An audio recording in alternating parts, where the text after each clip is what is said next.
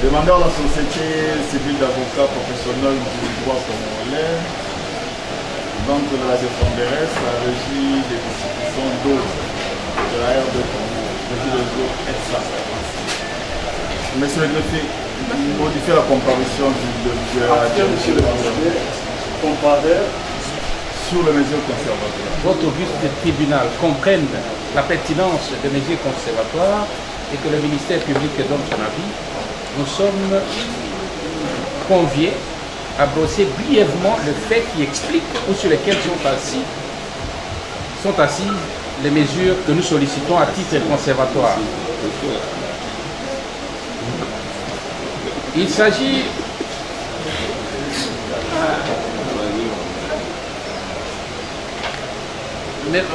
oui, merci mon honneur, nous avions besoin de 6 oreilles. Alors, oui, merci votre honneur. La demanderesse, Société civile d'avocats professionnels dénommée Études Okonjo et Associés, et contrairement aux habitudes, et pour le dire en langage courant, un cabinet d'avocats. Mais cette fois-ci, il est organisé en forme de société, de personne morale.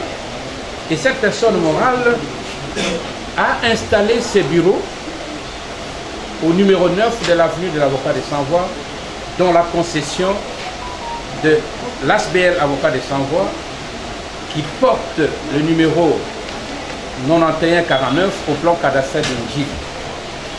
Sauf que, et ce, en vertu d'un contrat qui a été versé au dossier, le contrat, donc l'autorisation compensatoire, voilà contrat de bail, qui est à la cote 25, 26, qui lui permet donc de rester comme cabinet dans des locaux qui sont déterminés de cette parcelle, moyennant la défense gratuite d'au moins 12 cas de nécessité par an.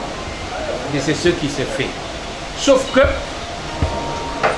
le 7 mars, la partie défenderesse, sans être accompagnée d'un seul agent de l'État, et donc, puisque c'est une société commerciale, sans être accompagnée d'un seul agent de l'État, ni du cadastre, ni de la conservation des titres, ni de l'urbanisme, de la seule volonté et pouvoir de son directeur général, donc cette société est arrivée accompagnée de plusieurs dizaines de gardes républicaines, ainsi incités aux actes contraires à leurs devoirs et discipline, généralement vendredi à partir de 19h.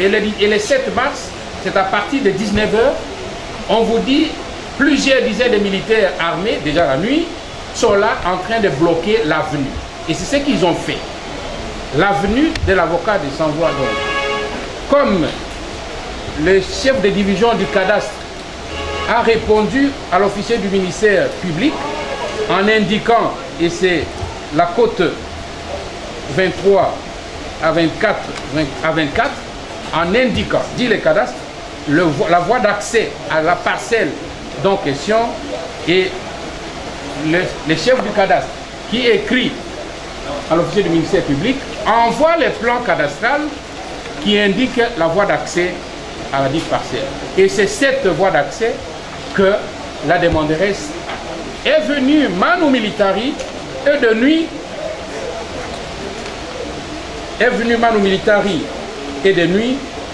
bloquer la dite avenue. Elle a bloqué l'avenue, la pancarte indiquant bien que c'est une voie publique est là. Ils sont venus, ils ont bloqué comme on voit dans la côte 32. À la fin, ils ont bloqué complètement. Mais pour ce faire, ils s'étaient fait accompagner des militaires et de la nuit pour éviter qu'on soit.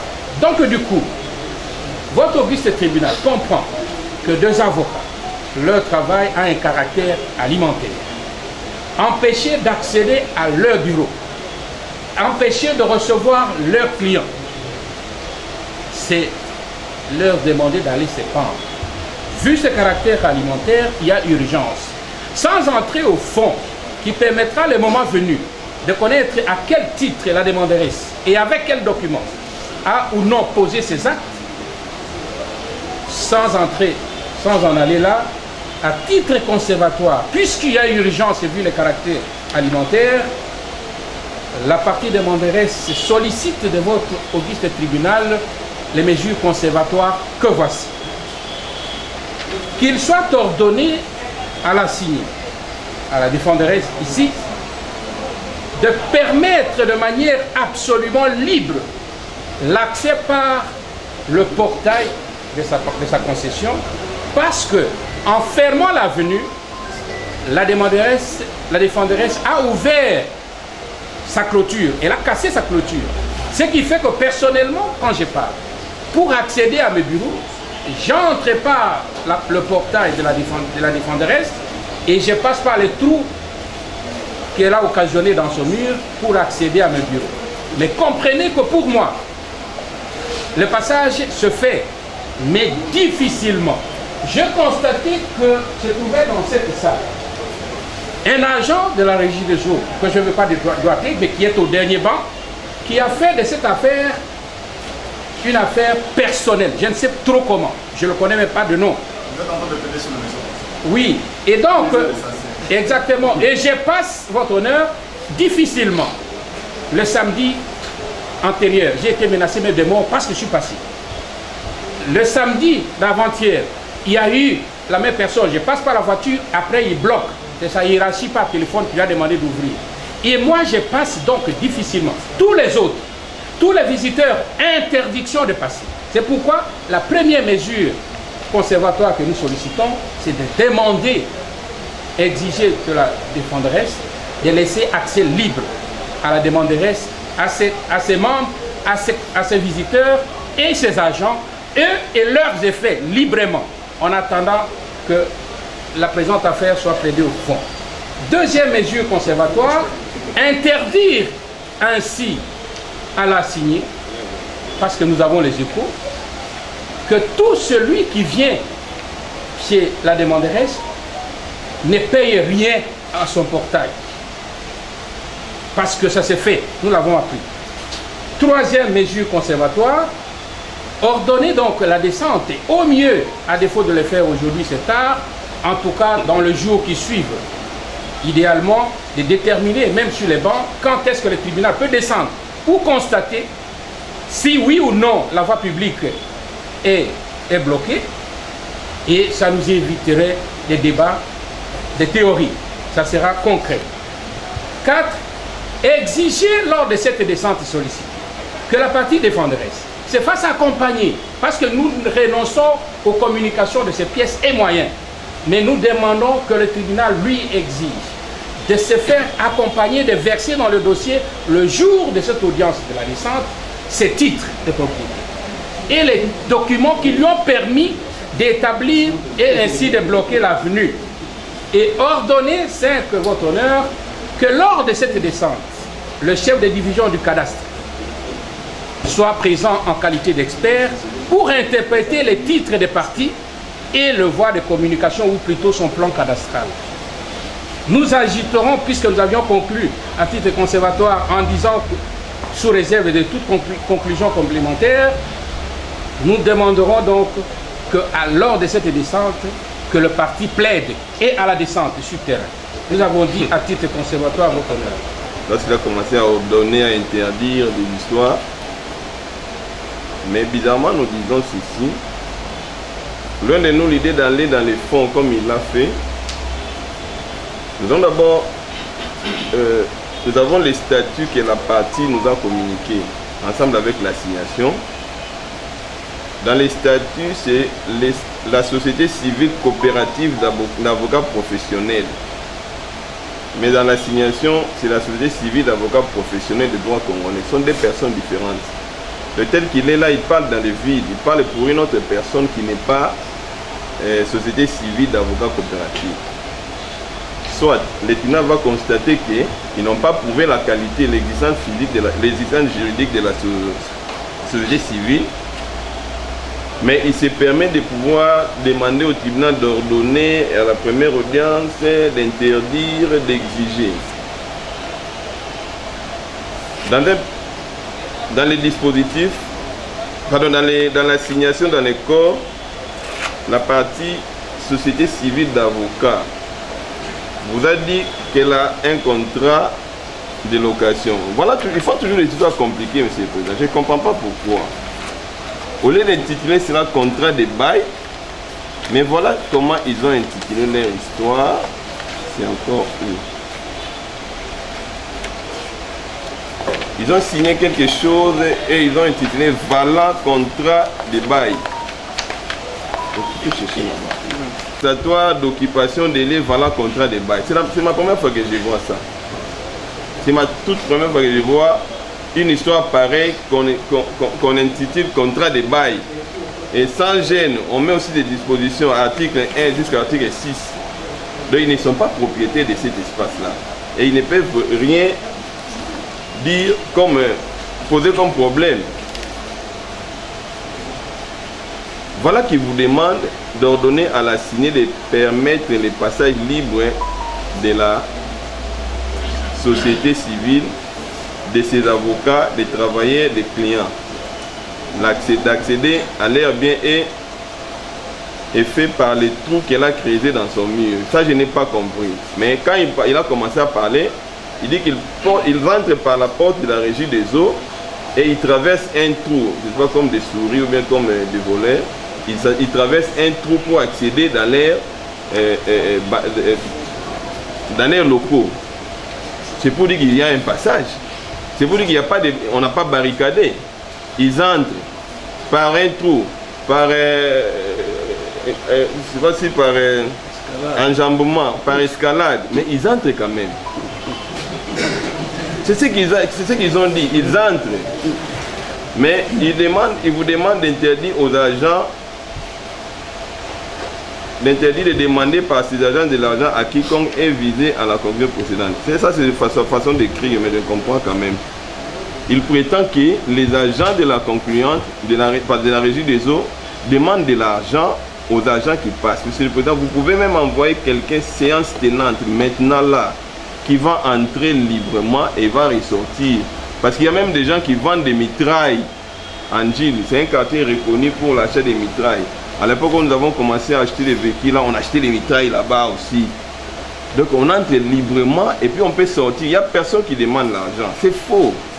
Je me pose la question, au lieu de faire des histoires de manière claire, on nous amène des histoires collées de toutes pièces pour nous faire passer du temps ici devant les tribunaux au lieu de nous occuper à autre chose. Donc c'est une fausseté, il n'y a personne qui demande de l'argent à cette entrée-là. Et si la région pourrait demander l'argent, je ne sais pas moi, pour la consommation de l'eau ou bien pour le passage, parce que moi je sais que la régie des eaux est dans les traitements, la commercialisation et les transports de l'eau. C'est seulement ça ce qu'ils font et c'est ce qu'ils font qu'ils gagnent de l'argent pour payer les agents et nous payer aussi nos avocats de conseil de la régie des eaux. Donc ce n'est pas l'argent qu'on prétend demander aux gens qui accèdent là-bas qui pourra prendre en charge les dépenses de la régie des eaux. Par rapport à la descente, Monsieur le Président, nous sommes d'accord. Nous sommes d'accord. Quand on vous dit, on vous écrit dans l'assignation, ordonner la descente sur les mêmes jours de l'audience, ça c'est être aussi trop prétentieux. Nous savons que pour organiser une descente, il y a des conditions. Donc au jour de l'audience, on commence comme ça, on arrête et puis les tribunaux se transportent. Alors les confrères qui ont fait retenir leur affaire, quel sera leur sort? Donc ce sont des demandes qu'on formule au tribunal, mais ce ne sont pas des injonctions qu'on doit donner au tribunal. Et la quatrième demande exigée lors de la descente visée à la troisième conclusion, je ne sais pas ce qu'il appelle conclusion, l'assigné produit son titre de propriété. Lui, il va demander le titre de propriété de l'assigné en qualité de qui? C'est comme un locataire qui veut demander au voisin, non voisin, montre-moi le titre de propriété de la parcelle que tu occupes. Non, monsieur le Président, c'est trop prétentieux. C'est une demande qui n'a même pas sa raison d'être. Nous allons montrer le titre de propriété à un locataire pour qu'il en fasse quoi? Et demain, s'il part, il va faire quoi de ce titre-là? Je préfère encore que ce soit au moins son bailleur. Ce n'est pas le locataire qui viendra demander, surtout que le contrat de bail est un contrat qu'on peut résilier à tout moment. S'il n'y a pas 12 dossiers à traiter, on peut te demander de partir. Et nous allons brandir un titre de propriété à ces locataires. Non, ça c'est une demande que le tribunal rejettera tout simplement parce qu'ils n'ont pas qualité d'exiger les titres de propriété. Monsieur le Président, je pense que M. Guido pourra me compléter. La cinquième demande, il demande d'ordonner la comparaison du chef de division de cadastre de la sécurité foncière de Njili Massina au jour de la descente visée à la 4e conclusion. Monsieur le Président, pourquoi seulement le chef de division du cadastre de la sécurité foncière de Njili Massina, alors que nous avons des experts qui peuvent mieux nous renseigner? Ce sont des gens qui sont dans les coups. Ce sont des gens qui sont dans les coups. Il vous a brandi un rapport de ce type ici, les chefs de division du cadastre, pour lesquels on peut même flanquer une action pénale. Il vous a brandi un rapport où ces chefs de division se permettent de modifier même le nom des avenirs, de donner des avenirs dans la parcelle de la concluante. Je ne sais pas moi de quel droit il a. L'autre fois, on nous a brandi des photos où on a pris des photos avec les chefs de l'État. Ça, c'est aussi ternir l'image du chef de l'État. Vous travaillez avec un chef du cadastre qui est complice, qui prend le luxe dans son bureau d'établir un document. Il dit que ça, c'est l'avenir des avocats de sans voix, alors que cet avenir n'existe pas. Quelles sont les conditions pour créer un avenir? Et cet avenir, on l'a créé dans la parcelle de la concluante. Bon. Ce sont des demandes qui ne peuvent pas être retenues par les tribunaux. La seule demande que nous acceptons, c'est la descente. Mais maintenant, nous allons nous poser la question, nous allons descendre avec les locataires des avocats de sans-voix. Pour aller faire quoi? Parce que nous et les locataires, il n'y a pas de conflit. On va descendre pour aller faire un tour et puis on revient. Non. C'est pour dire que les prétendues mesures conservatoires sollicitées par la partie Avocats sans frontières, avocats de sans-voix. Non, ce n'est pas avocat de sans-voix. Avocat, bon, il m'explique tellement par la société civile d'avocats, ce sont des demandes, des mesures conservatoires que vous allez carrément rejeter parce qu'il n'y a pas de fondement. Si vous rejetez ces demandes-là, s'il y a des demandes à formuler, ce n'est pas à la régie des autres. Maître Kilido pourra me compléter en disant à la société civile d'avocats à qui ils doivent aller formuler leurs prétentions. Je peux avoir un locataire, la toiture est en train de sointer, il va voir un voisin, non, voisin, ma toiture soigne. Non, ce n'est pas le voisin, c'est le bailleur peut-être qui pourra prendre en charge tout ce qu'il est en train de demander. À part ce que M. Kilido pourra compléter, vous allez rejeter toutes les demandes des mesures conservatoires sollicitées. Merci, Monsieur le Président. Merci, Madame de la Composition, Monsieur l'organe de la loi. Voyez-vous que nous avons eu des difficultés énormes pour retenir l'essentiel, ni en lisant l'exploit introductif d'instance, ni moins encore en suivant l'exposé qui a été fait tout à l'heure. Mais néanmoins, nous avons essayé juste de comprendre la petite synthèse qui nous a poussé à comprendre qu'il s'agit d'un locataire qui a son bailleur qui s'appellerait avocat de sans-voix et que ces locataires estiment que les passages, la direction qui lui amène devant son bureau est barricadée et à ce titre, il saisit votre tribunal demandant à ce que vous puissiez donner injonction à notre cliente d'ouvrir la voie publique, prétendument publique, qui a été fermée. Monsieur le Président, pour un petit rappel, c'est que le 24 mars, nous étions devant votre auguste tribunal, et cette fois-là, avec l'avocat des sans-voix, bailleur de la requérante actuelle, la société civile, tout ça. Mais ce qui est curieux, c'est que lorsque nous avons plaidé le 24 mars contre l'avocat des sans-voix, toujours représenté par la même personne, M. Okundi, et que les locataires aujourd'hui qui viennent saisir le tribunal, c'est toujours M. Okundi. Allez-y comprendre quelque chose. Au Tchouch. C'est-à-dire que les deux sociétés sont représentées par la même personne. Ça, c'est un problème. Mais si c'est un locataire, mais il doit s'intéresser à son bailleur. Son bailleur va lui relater les faits. Et donc la mauvaise direction, elle est là, elle est patente. Voyez-vous, ce qui va vous permettre même de ne pas suivre, parce que vos oreilles sont considérées comme étant sacrées. Et ne peuvent suivre que les choses bien ordonnées, bien ficelées, et non pas la ruse. Parce que c'est ça l'objet. Cette affaire est prise en délibéré depuis le 24. Nous avons essayé de regarder s'il y a une décision. Apparemment, ils ont compris que le tribunal va les débouter. Pourquoi ils ont apprêté cette arme-là? Mais le tribunal ne s'est pas encore prononcé. Et dans cette affaire, nous avons plaidé pour qu'une descente soit ordonnée. Qu'on arrive, on indique l'avenir qui serait prétendument fermé. Et le tribunal pourra être éclairé. Parce que, en voyant les photos telles que prises, on ne sait pas même qui a pris ces photos, c'était sur réquisition de qui, et qu'on vient verser, vous ne tiendrez même pas compte de toutes ces images-là. Et donc, quant à cette affaire, c'est vrai que quand vous prenez l'exploit, il n'y a pas les fonds. Les fonds qu'on vous a dit que quand vous allez vous prononcer, soit sur...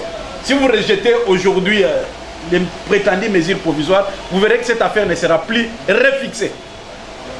Parce que les fonds, il n'y en a pas. Il n'y a rien de fonds dans ces dossiers. Et donc, Monsieur le Président, voyez-vous que un locataire qui vient, qui dit, lorsque nous allons nous retrouver là, c'est vrai que nous avons renoncé à la communication des pièces, ça devient une action exbentum. On venait avec les pièces séance tenante, brandissez votre titre.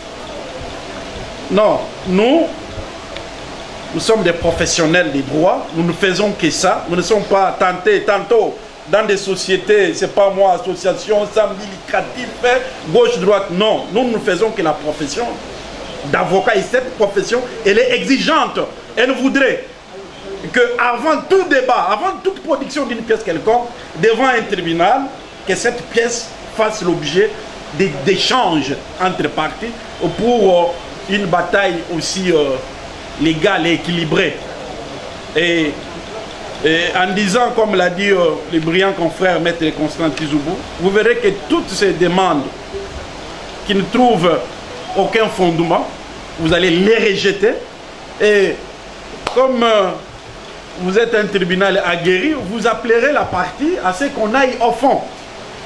Nous verrons si au moment de fond, par quelle magie il va inventer certaines choses, certaines données pouvant permettre à ce que l'objet du litige soit tranché.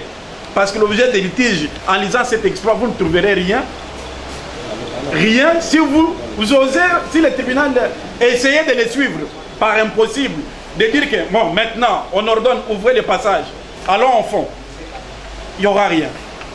Puisqu'il n'a fait allusion à rien du tout quant à ce qui concerne les fonds. Et donc, vous allez les rejeter et vous allez inviter les parties à ce qu'ils puissent connaître des fonds. Et qui est une société, qui est une association, et la partie demanderesse qui est une société civile.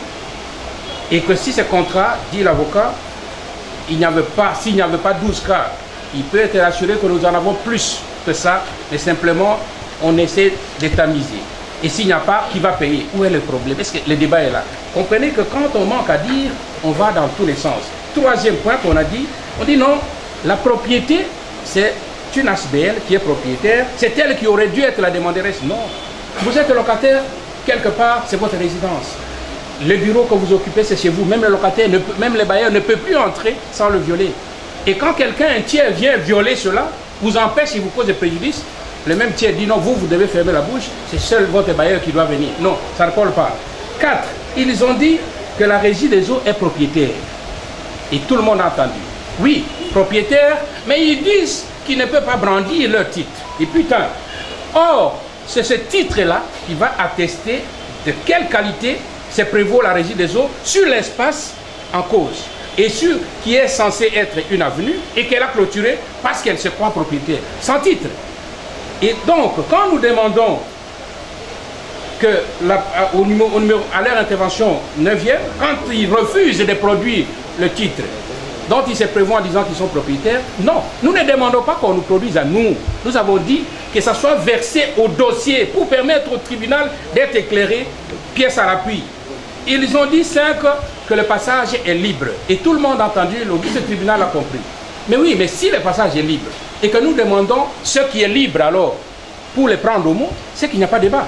Ils n'ont qu'à dire qu'ils acquiescent au passage libre que nous avons sollicité. Il n'y a pas de débat. Puisque nous qui subissons les obstructions, nous disons qu'il n'est pas libre. Mais ils vous disent au tribunal que c'est libre.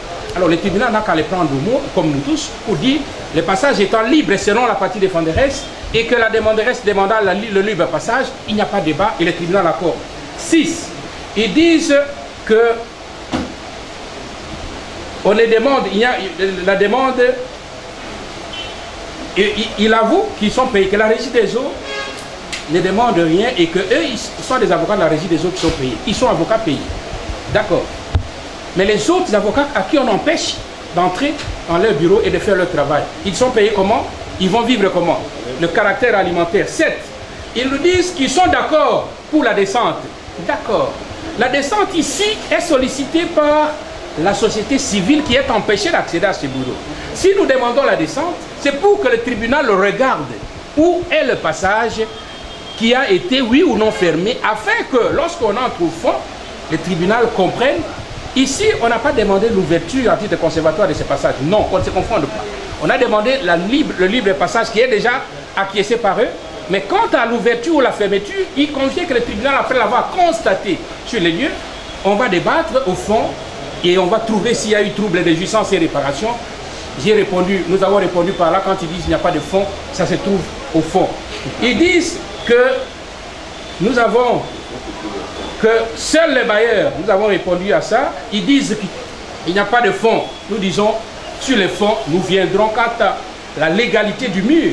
Quant à sa légalité de rester là ou non, ou de l'ouvrir, ça sera le fond. Le trouble de jouissance, ça sera le fond. La réparation causée par les préjudices, ça sera le fond. Et tout ça, ce n'est pas aujourd'hui. Sous réserve d'être complété, nous avons dit. Merci beaucoup, Monsieur le Président, pour la parole nous accorder. Monsieur le Président, tout est clairement ici dit, mais je voulais renchérir sur 2 points qui nous causent aujourd'hui préjudice. Monsieur le Président, nous sommes préjudiciés dans le sens où les avocats de la partie adverse venaient d'avouer ici même que la parcelle où se trouve la société d'avocats professionnels, avocats de sans-voix, serait leur parcelle. Mais le préjudice est dans la mesure où nous qui avions hier le passage libre, aujourd'hui nous sommes soumis aux heures du travail dès la régie des eaux. Quand vous êtes au-delà des 17 heures, on vous interdit soit d'entrer ou de sortir parce que la régie des eaux a fermé ses bureaux. Et cette décision-là, il les impose même à la population qui venait d'avouer un des avocats ici, travaillait là depuis longtemps, il vendait des mitrailles. Il l'a souligné ici. Mais ce qui est encore plus curieux, Monsieur le Président, ils sont propriétaires de ce qu'ils disent être. Mais pourquoi la présence ultra militarisée de la garde républicaine à temps et à contre-temps? Et il arrive même que les avocats que nous sommes soumis aux fouilles de ces militaires. Monsieur le Président, nous réagissons aux moyens qu'ils ont dit. Société civile d'avocats, déjà j'avais soulevé cela lorsqu'on débattait sur la remise. Le monopole de l'assistance judiciaire revient aux avocats. Mais ils sont venus. L'un, président du conseil d'administration, l'autre vice-président de quoi, et notre là, sans vous brandir un document qui atteste ce qu'ils vous disent. Ils ont aussi parlé. De tout ce qu'ils ont dit là, on doit rejeter. De deux, ils vous disent qu'ils sont locataires, ils ont confirmé. Monsieur le Président, si on doit réfléchir, si la théorie de la représentation en justice, entre les bailleurs et les locataires, qui peut représenter l'autre? Je sais que tout le monde a répondu. C'est le bailleur qui vient poser tous les problèmes devant le tribunal pour le compte de son locataire. Et ce qu'il demande ici, c'est l'ouverture du passage, qui n'est même pas fermé. Donc il a confirmé que le passage n'est pas fermé, ils entrent. Donc l'assignation devient nulle, sans objet. Et de deux, on vous dit, il y a trouble de jouissance. Les peu de temps que nous avons reçu l'assignation, j'ai essayé de lire partout. Je n'ai pas vu, on a parlé de ça. Donc c'est pendant la séance tenante qu'on va commencer à soulever des histoires pour soumettre au tribunal, alors que le contrat judiciaire ne les dit pas. Donc au jour d'aujourd'hui, quand ils ont pris la parole, ils n'ont pas répondu à tout ce que nous avons demandé et ils ont même acquiescé à ce que nous avons dit. Voilà pourquoi ils n'ont même pas eu le temps de répondre par rapport au chef du cadastre, c'est parce que c'est leur complice, je l'ai dit. Ils n'ont pas répondu. Ils n'ont pas répondu volontairement parce qu'ils savent de quoi ils le disent. Et ils savent de ce qu'ils sont en train de faire. Le président, madame, honoré membre de la composition, sous RC 4378, la partie demanderesse a saisi votre vice-tribunal pour s'attendre de ce dernier la faveur ou l'obtention de certaines mesures conservatoires en rapport au litige de l'opposant à la partie demanderesse. La partie défenderesse. La partie demanderesse dans son argumentaire déclare être un collectif d'avocats qui vivent de leurs prestations et services et qu'à ce jour, les bureaux par eux occupés sont dans un endroit d'imperméabilité de non-accès du faute du défendeur. Voilà la raison pour laquelle il saisit votre vice-tribunal pour que justement, à titre de mesure conservatoire, vous puissiez ordonner d'abord l'accès à ces derniers, à ces bureaux, interdire aux défendeurs de ne pas percevoir de l'argent pour ceux qui vont visiter les 10 bureaux, ordonner la descente pour voir en réalité est-ce qu'il fallait interdire ou ne pas interdire, et cette descente sera accompagnée de titres de propriété pour voir si la défenderesse a raison de se comporter de la sorte. En réplique, Monsieur le Président, son honneur, la partie défenderesse estime qu'il y a défaut de qualité, pour autant que le vrai propriétaire, ou bien le vrai propriétaire, le vrai locataire, c'est l'ASBEL des avocats s'envoient et non les demandeurs dans la présente. Et que, qu'à cela ne tienne, il y reconnaît que le demandeur est locataire et qu'il accède à ces bureaux. Il accède à ces bureaux et qu'il ne perçoivent rien de la part de ceux qui veulent les visiter. Et ils ont compris, la partie demandeur a compris, à ce que vous puissiez rejeter tous les moyens du défendeur, de la partie demanderesse, puisqu'il n'y a pas de fondement. Monsieur le Président, Madame honorée membre de la composition, le ministère public aurait la loi et mettra son avis sur le banc, fait rappeler à votre vice-tribunal de Sirkoa aguerri que nous sommes en matière de mesures conservatoires, lesquelles ne sont que des mesures d'attente, d'anticipation et qui ne préjugent pas sur le fond. Cela étant, Monsieur le Président, Madame, honorable membre de la composition, le ministère public et organe de la loi ne trouve aucun inconvénient si, en prenant la présente affaire en délibéré, vous allez ordonner la prise de mesures conservatoires pour permettre à la partie demanderesse d'accéder et travailler paisiblement bien en attendant que vous connaissiez le fond de la présente. Vous direz donc que la présente action recevable est fondée. Vous avez dit, nous vous remercions. Je ne prends acte de votre avis, Monsieur le procureur public, que s'estimant suffisamment éclairé que le débat et pas la cause en délibéré pour rendre sa décision dans le délai de la loi, vos notes de plaidoirie dans le délai de 48 heures.